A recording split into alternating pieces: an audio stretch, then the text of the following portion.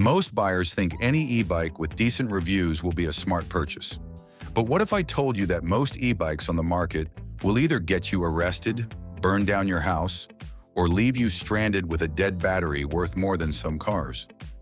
E-bikes that look perfect online, but quickly turn into expensive mistakes that could cost you thousands. In this video, we've got the 10 most critical things you must know before buying an e-bike in 2025, ranked from overlooked to absolutely life-threatening based on real consumer disasters and industry insider knowledge. And trust me, some of these revelations will shock you.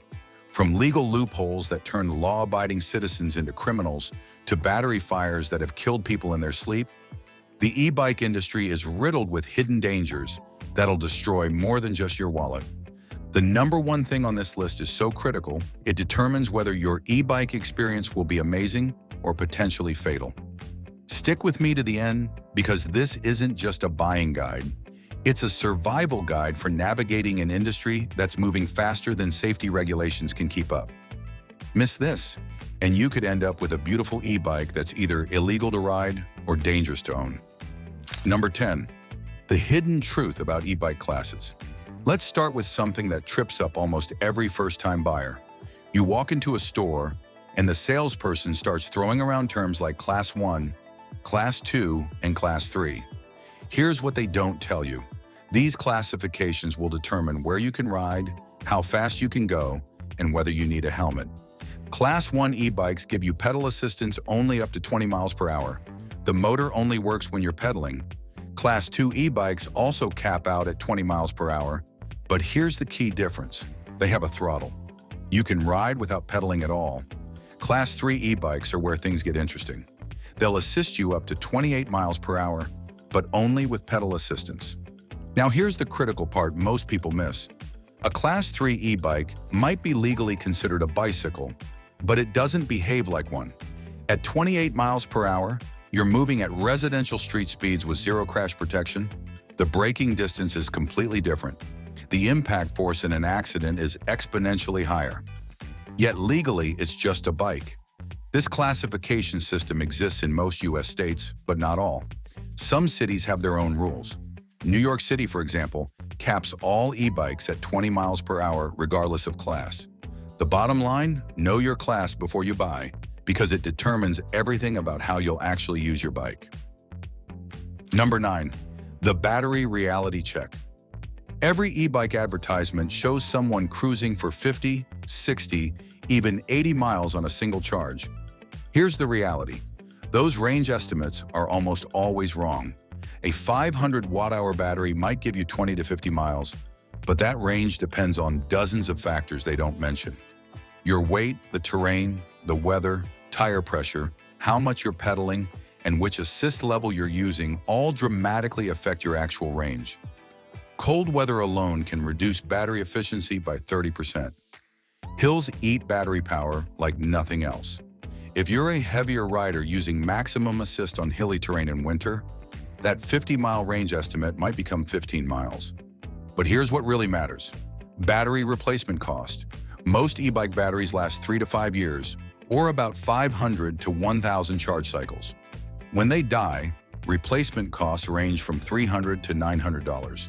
Some premium batteries cost over $1,000. That's like buying a whole new budget e-bike just for the battery. The smart move? Buy slightly more battery capacity than you think you need and learn proper battery care. Keep your charge between 20% and 80%. Store it at room temperature and never let it completely drain. These habits can add years to your battery life and save you hundreds of dollars. Number 8, motor placement changes everything. This is where most buyers make a costly mistake without even realizing it. E-bike motors come in two main types, hub motors and mid-drive motors. The difference affects everything from how your bike feels to how much you'll spend on maintenance. Hub motors are built into the wheel, either front or rear. They're cheaper, simpler, and require less maintenance. But here's the catch. They operate independently of your bike's gears. This means less efficiency, especially on hills. A hub motor trying to climb a steep incline is like driving your car in 5th gear up a mountain. It works, but it's not efficient, and it puts stress on the motor. Mid-drive motors sit in the center of the bike, between the pedals. They work with your bike's gears, making them much more efficient. They provide better weight distribution and more natural pedal feel.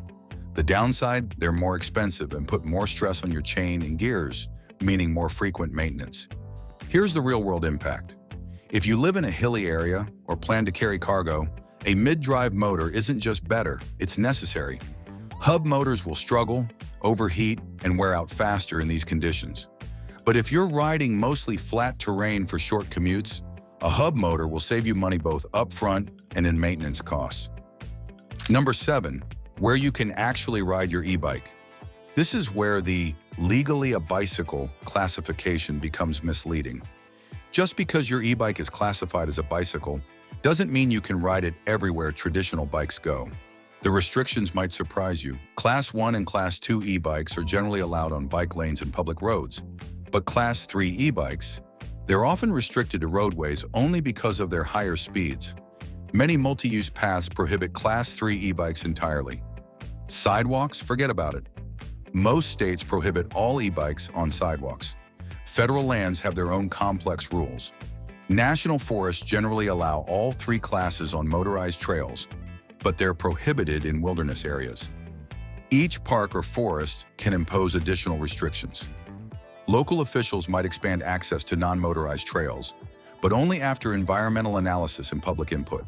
The key point, that expensive Class 3 e-bike might be fast, but it could actually limit where you can ride compared to a Class 1 or Class 2.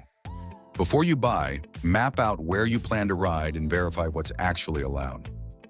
Number 6, the frame material trap.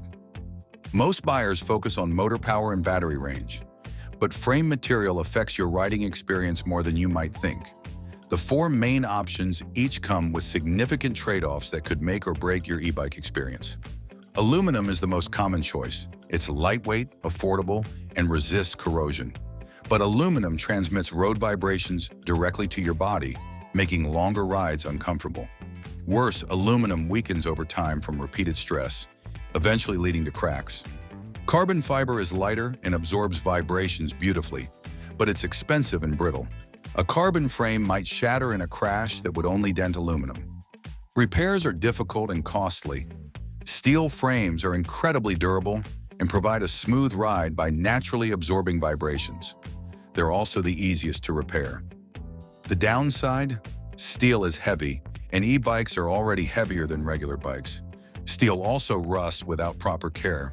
Titanium combines the best of steel and aluminum, but costs significantly more. For most riders, aluminum offers the best balance of cost, weight, and durability. But if you're planning long rides or rough terrain, consider how frame material will affect your comfort over time.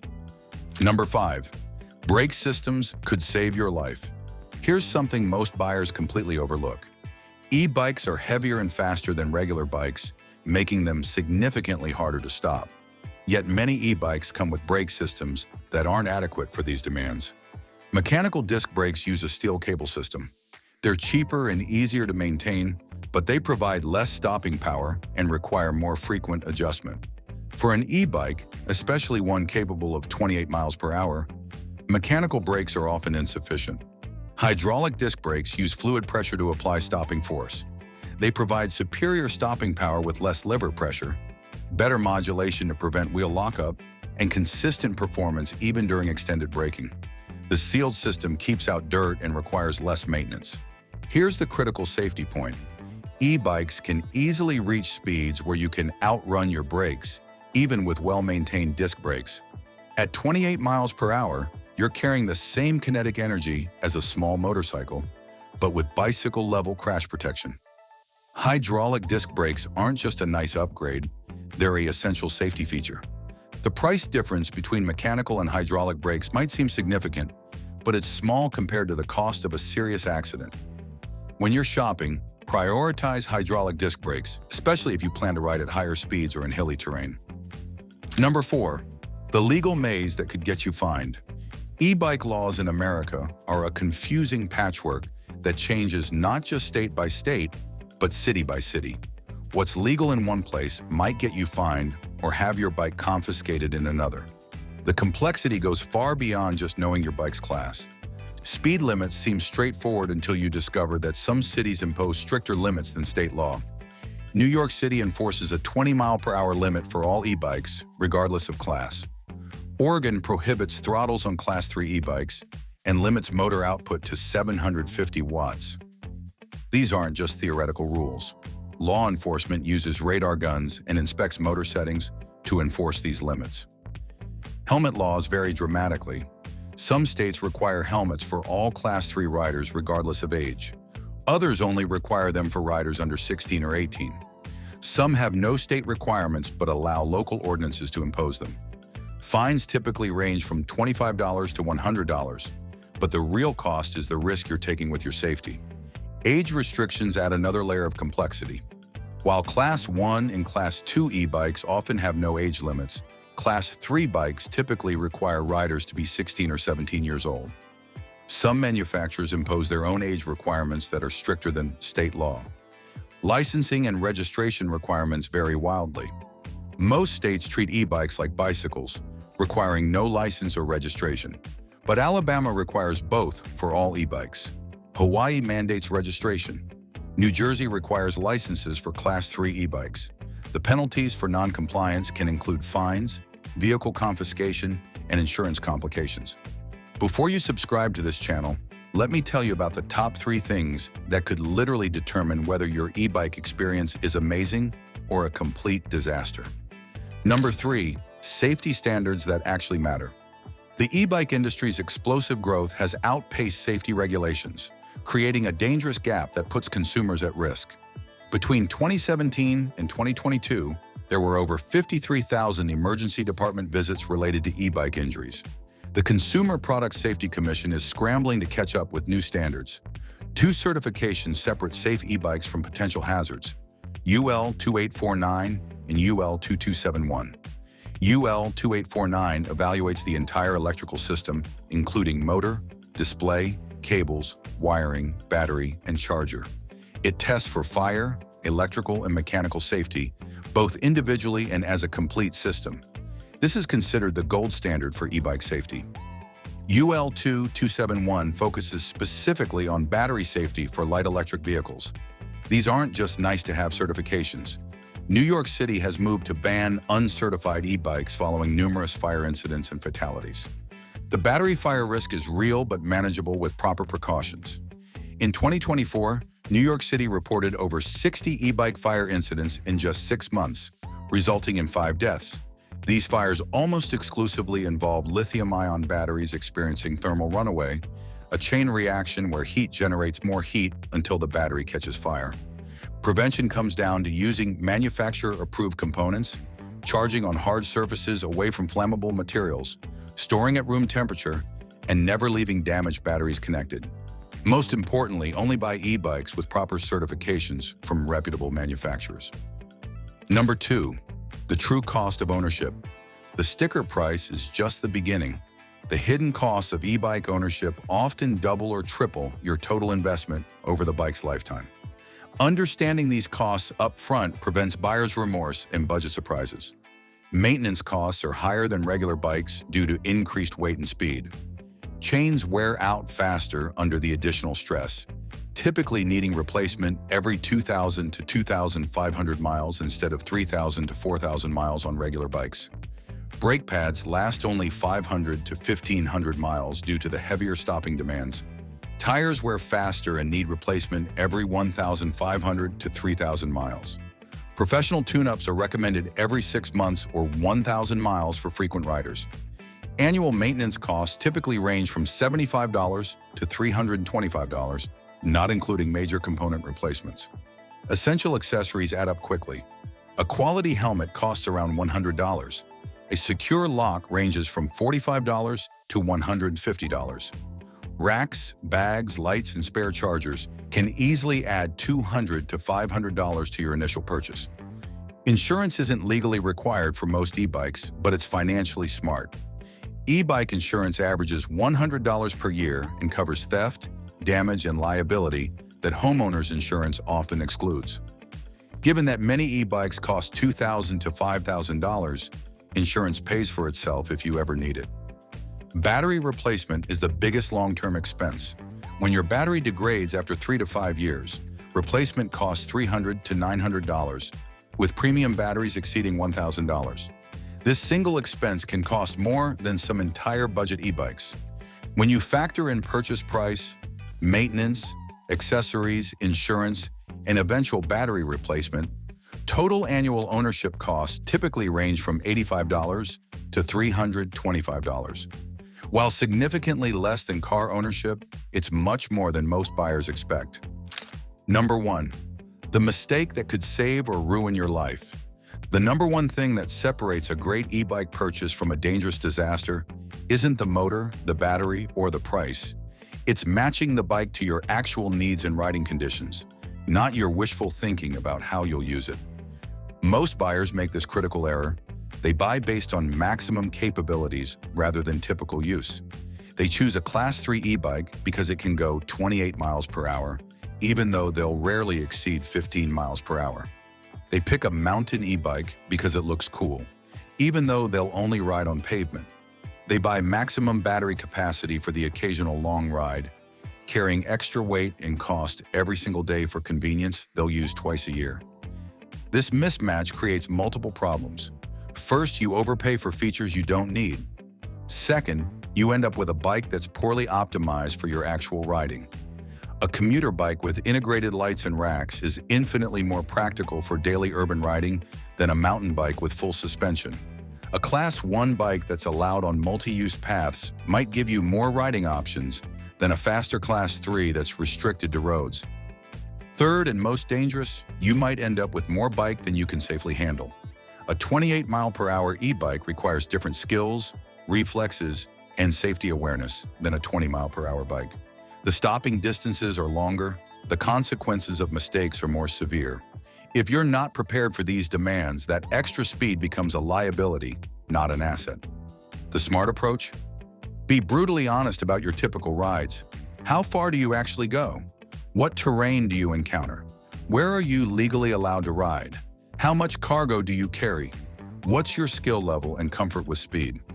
Match your bike choice to these realities, not your optimistic projections. A perfectly matched e-bike that suits your actual needs will give you infinitely more satisfaction than an overpowered bike that's wrong for your situation. Consider the rider who bought a Class 3 commuter e-bike for speed only to discover their preferred bike path prohibits Class 3 bikes, or the person who bought a mountain e-bike for weekend adventures but ended up using it for grocery runs, struggling with the aggressive riding position and lack of cargo capacity. The most important decision isn't which e-bike to buy, it's understanding what you actually need. Start with your intended use, research where you can legally ride, factor in the total cost of ownership, prioritize safety features appropriate for your riding style, and choose components that match your maintenance preferences. An e-bike that perfectly matches your needs at a lower price will always outperform an expensive bike that's wrong for your situation. The best e-bike isn't the one with the most features or highest top speed. It's the one that safely and reliably gets you where you want to go, the way you want to ride, within your budget, and in compliance with local laws. But buying the right e-bike is only half the battle. There are 13 common mistakes that destroy even perfect e-bikes and cost owners thousands. Check out my video about 13 things you're doing that are ruining your e-bike to protect your investment.